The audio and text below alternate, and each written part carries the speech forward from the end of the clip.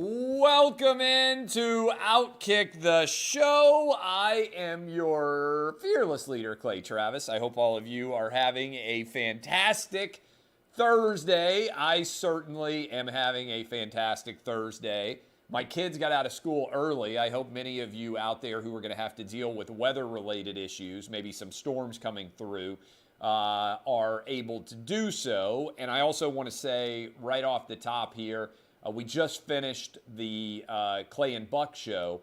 Today is the one-year anniversary of Rush Limbaugh's passing, absolute radio icon. We had his wife, Catherine, on. We had Sean Hannity on. We played a lot of different clips from his iconic radio show that we are very honored to be following and be able to speak to his audience and other people who have continued to come on and listen and grow our audience going forward. But thinking of Rush and his family and all the people who were longtime listeners of his on this day that is 1 year to the day of his death in 2021. So thinking about that out there, we appreciate all of you. Maybe some of you are watching this right now who never knew that I existed at all until about 10 months ago when Buck and I started doing that show and were announced to be taking over. It's an incredible honor, and I thank all of you who may have now be listening to this or watching this because of that. It is an honor to be able to follow in his illustrious footsteps. A lot of different stories out there that I want to dive into, but I want to start right here. Dr. Fauci said on CNN that it's too risky for kids to have their mask mandates removed. And this is a lie. I just want to be straightforward and transparent with all of you. The data does not reflect what Dr. Fauci said. That is a lie. And that is a lie because it is clear, and it is as clear as day could be, that if you look at the data shows that masks have made no impact in schools. There's data all over the country about this. LA versus Orange County if you live in California. And by the way, props to all the California kids who are beginning protest and walking out of school in protest over still having to wear masks. I'd encourage kids all over the country to fight that same battle and walk out of your classrooms, organize with your friends in school, and walk out, because there's no way to justify masks. They don't in any way impact COVID. The data is clear. Where I live, Nashville, I went to school, public school, K through 12 in Nashville public schools, and they have a mask mandate. Just south of town, if you know the Nashville area, in Franklin Brentwood, where I live now, my own kids in 5th grade and in 1st grade public schools don't have a mask mandate. They haven't worn masks all year. There is over 6 months of data now comparing the rate of COVID infection inside of Williamson County schools where there is no mask mandate and inside of Davidson County where there is a mask mandate for kids. Do you know what's happened? There has been virtually no difference. Actually, Williamson County with no mask mandate, a little bit lower rate of COVID infection than Davidson County. Essentially, no difference at all. Look at Virginia, where Glenn Youngkin has been elected as the governor and immediately ended the statewide school mask mandate. And what happened? Cases among kids ages 0 to 19 have fallen by 71% in the state of Virginia since Glenn Youngkin ended the mask mandate there. As I mentioned, Los Angeles versus Orange County, virtually no difference. Just happened in Charlotte, North Carolina. One of the health directors in Charlotte, North Carolina said that Mecklenburg County, which is where Charlotte is located, saw no difference in COVID rate despite a mask mandate compared with all the surrounding counties that did not have mask mandates. So when Dr. Fauci says it's too risky to take masks off kids, that's a lie. It's not a scientific statement. It is a political statement. He is making the argument in favor of masks because he wants to support teachers union members who are continuing to argue that kids need to have to wear masks, even though the science and the data doesn't support it at all. It's a lie, okay? That's what it is. Dr. Fauci is lying to you. There should be consequences for someone like him who has claimed to be sharing the science and has been shown time after time to actually be lying. Will there be consequences? I think the only way that's going to happen is if Republicans take back control of the Senate and take back control of the House. And my prediction for you, and I've been saying this for over a year now, my prediction for you is that everyone who advocated for mask wearing in schools in the years ahead is going to pretend they always knew that it did not work. But what I want you to do is remember who was looking at the actual data, at the actual science, and was showing up every single day, even though people out there were castigating us like crazy and making the argument that there was no basis whatsoever to be arguing in favor of mask mandates. That is the truth, okay? So, this argument by Fauci, it's a lie. It should be labeled misinformation because all of the data reflects that he's lying. Same thing is true of the CDC director, Rochelle Walensky, who continues to advocate for masks in schools. There's zero data to support that that matters at all. Kids out there in schools, parents, continue the fight because we're going to win this. And some people say, Clay, why do you care? It's because masking represents a full fruition of COVID normalcy, the idea that the pandemic is never ending, right? The front lines of that battle are kids wearing masks in school, because once we end that, then normalcy really does start to prevail, and we can stop acting like insane, fear-laden imbeciles, all right? I want to give credit, by the way, state of Texas, for standing up and suing over the mask mandate on airlines. The state of Texas is suing the Biden administration, arguing that there is no justification at this point for any mask mandate on airlines. I agree with them. The state of Texas is right. I hope other states will join them in this lawsuit so that we can also go to battle over whether you have to wear a mask on an airplane. I'm flying down to Florida on Sunday. Going to be at Mar-a-Lago with President Trump and others live on the radio show Tuesday. And I got to tell you, there is no basis whatsoever in factual reality for why you should have to wear a mask at an airplane. You know, the only place I have to wear a mask anywhere in the state of Tennessee or in the city of Nashville is the airport. Makes no sense. Literally the only place. None of my kids wear masks at school. The only place that is required that any member of the Travis family essentially wear a mask is at the airport. It's illogical. It makes no sense. And I give credit to everyone inside of the state of Texas who has decided to sue over this issue. I want to talk about this because I think it's a big story. Did you see the story out there about the Canadian truckers and the people who have donated to them? This is big, all right? So I want you to follow along with me here. When the Hunter Biden story came out in late October of 2020, Twitter banned it from being shared and locked the New York Post Twitter account. As part of that argument, Twitter said, hey, the reason why we are having to shut this down is because it is hacked information. It wasn't accurate, right? Hunter Biden turned his laptop in to a laptop repair shop and then abandoned it. And the person who got that laptop was able to see all the things on it because it had been abandoned. Okay, so it wasn't actually hacked. But remember, everybody, including Jen Psaki on the left wing, came out and said, oh, this is Russian disinformation. No, it was all accurate. It was all 100% real. But Twitter said we're not going to allow this to be shared because it's hacked information. They even locked the New York Post Twitter account. Why are they allowing all of the hacked information then from the Canadian trucker donors to be shared widely on their website? Think about this for a minute. They said Hunter Biden hacked materials, it can't be shared, but they are allowing the Canadian trucker donors' info to be shared. And as a result, people who gave $20, $40, $100, $200, they're being harassed by media. They're being harassed by their employers. Even Ilhan Omar, congresswoman, came out and said, this is shameful. Why do you need to be investigating someone who gave $20 or $40 or $200 to a Canadian trucker protest and trying to shame them for their political donations? And I agree with Congresswoman Omar on this.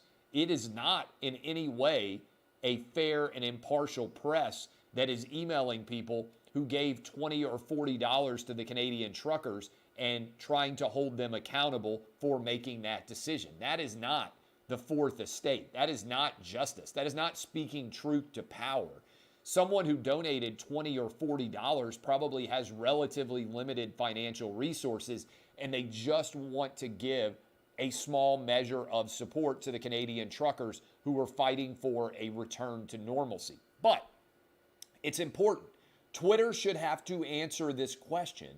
Why did you block the sharing of the Hunter Biden story, but you are allowing all the hacked information from the Canadian trucker donors to be shared widely on your website? That is an inconsistency.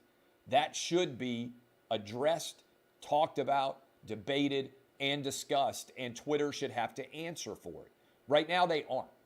And I would love for someone at Twitter to explain to me why they have made those choices, other than their choices always favor far left-wing politics. I'll give you another example right now. Some of you follow the Twitter account at Defiant Els, which does a great job of posting left-wing loser takes that are wildly hypocritical. All they do is screenshot those takes, put them together, and share them. They got blocked on Twitter. Their account was shut down. They then were allowed to come back after much outrage over their banning, since they don't even say anything. They just clip tweets and share them. Twitter said they blocked the account in error. Well, we need a further examination of why Twitter errors only seem to hurt conservative accounts. Nobody who's liberal ever accidentally gets blocked. What is going on here? It deserves major examination. Twitter needs to explain why their policies are not content neutral and are, in fact, content biased. It's a big story. A lot of people talking. Much less serious story, although there is a serious injury associated with it. Matthew Stafford and the Rams celebrated their Super Bowl yesterday. And as part of that Super Bowl celebration, a lot of alcohol was consumed. And at one point, they were on a stage, and a photographer fell off the stage. There is video of that woman falling off the stage. She says that she has serious injuries, I believe, to her spine. And there is a video of Matthew Stafford seeing the fall and immediately turning the opposite direction away from that fall. Now, Matthew Stafford's wife, Kelly, immediately rushes toward the woman who fell. Matthew Stafford turns the other direction. Now, Matthew Stafford might well have been drunk. In fact, I probably think that he was. And he might have been turning to go try to get some support for the woman who fell. Who knows what his exact explanation is going to be. He's being attacked, talked about, debated, discussed in a significant fashion. Fortunately for him, his wife, Kelly, immediately rushed towards the woman who fell and has been injured. If I were advising Matthew Stafford right now, my advice would be, wasn't a good look on the video. It's hard to judge anything off of a 6, 15, 20, 30-second video that oftentimes is taken out of context. You got plenty of money. Why not offer to help with whatever medical costs this woman has? That would be my advice to Matthew Stafford. That would go a long way, I think, towards taking care of the viral video that is spreading right now that suggests you didn't care at all about the woman who fell. Again, I'm not judging it, but that's the way that it actually looked. Big news out there, at least if you're in my neck of the woods of Nashville, Tennessee. Report from Axios, which, based on people I have talked to, I believe to be accurate, that there is an issue right now with the idea of being able to remodel the existing Tennessee Titans stadium, that it's going to cost so much to remodel that you might as well go ahead and tear down the entire stadium and build a new one. So I am going to argue right here and now that we need to build a brand new domed stadium. I sent this tweet out last week on Friday at the end of the week as we were dealing with, I was in LA and I was looking around. I was saying, look, it's time to build a dome stadium in Nashville. All right. If Nashville had a dome stadium, Super Bowl, foregone conclusion. Probably get one, if not two, Super Bowls played in Nashville. We'd get certainly a national championship game, I think, as well as national championship playoff games. Certainly, I believe also WWE events like WrestleMania would be coming to Nashville. May well get the World Cup, which would be a huge deal in 2026. So the Final Four, so many different massive events. It's time for the city of Nashville to make the right decision and build a dome. This is not some new argument I've been making.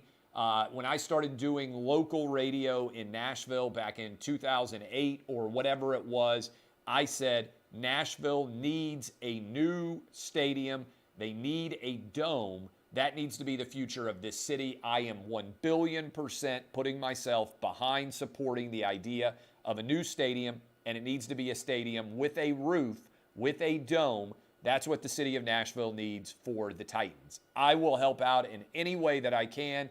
I'll lobby city, state officials, anyone who might need to be involved there. This is the time to make a decision for the next 25 or 30 years of the city of Nashville. Now is the time to get a dome. We've got to do it. I'm all in on it. I'll lobby as hard and as much as I can be useful to make that happen in my hometown. They're seizing bank statements, bank accounts in Canada right now over this Canadian trucker protest. And if you're out there and you're saying, I don't care about this Canadian trucker protest, I want you to follow me down as we shift the fact pattern a little bit to point out why this is such a big deal. Imagine in the summer of 2020, if as riots were taking place all over this country, as Black Lives Matter raised $100 million, and as Kamala Harris came out and said, I will pay all of your bail money associated with anyone who was arrested protesting around the George Floyd incident. If Donald Trump had said, I'm declaring martial law and we are expanding the definition of terrorism to include anyone donating to Black Lives Matter. And not only are we expanding the definition of terrorism to anyone donating to Black Lives Matter, I am going to shut down any bank account that I see involved in that behavior. If that had happened, the entire world would have lost its mind. I would have said, even as a Donald Trump voter, I disagree with that decision. I know it's a radical proposition, by the way, to say that you can vote for someone and also disagree with some of the things that they do, but that is reality, okay? Imagine if that had happened, Donald Trump would have been called a dictator and the media would have lost its mind. It's happening right now in Canada as we speak. And most people in the media are completely silent about it because Justin Trudeau is a leftist. Justin Trudeau is calling Jewish members of the opposition party supporters of Nazism. He is saying that if you don't agree with his effectively declaring of martial law, that you are aligned with the people supporting Hitler. That's what Justin Trudeau is trying to say right now. Justin Trudeau has become a dictator in Canada. It's time for him to go. Anyone supporting him is in favor of autocracy, is in favor of authoritarianism, is in favor of dictatorships, left-wing dictatorships. This is a terror that is being inflicted in Canada. Remember when we used to think of Canada as being super chill and super laid back? Everybody was just kind of very middle of the road, not trying to be angering anyone, super nice. Remember when all of that was our opinion of Canada? Well, now we have ended up, believe it or not, with a crazy dictator north of the border. Canada is managing to make American politics seem sane, and they've actually managed to unite some portions of the American political sphere that otherwise would be on opposite sides. Congresswoman, I give her credit. Ilhan Omar said that everyone who is investigating these Canadian donors is making the wrong choice. She sent out a tweet saying that this was not defensible behavior by the media. I agree with her. Shouldn't be investigating people who donate $20 to the Canadian truckers. Canada has lost its mind.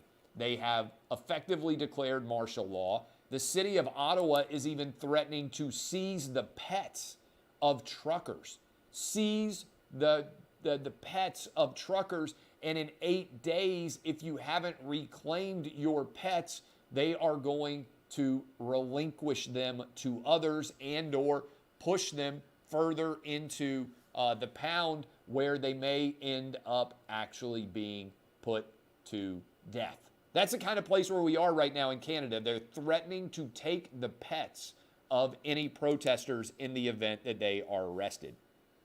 Jim Harbaugh has signed a contract extension with Michigan. You'll remember Jim Harbaugh was flirting with the idea of going to the NFL. He got a contract raise effectively, although there is not a very substantial buyout, and it still would allow an NFL team to come in and hire him away if an NFL team makes a decision to come after Jim Harbaugh in an aggressive way. Just FYI, that is going on out there in the world of college football right now.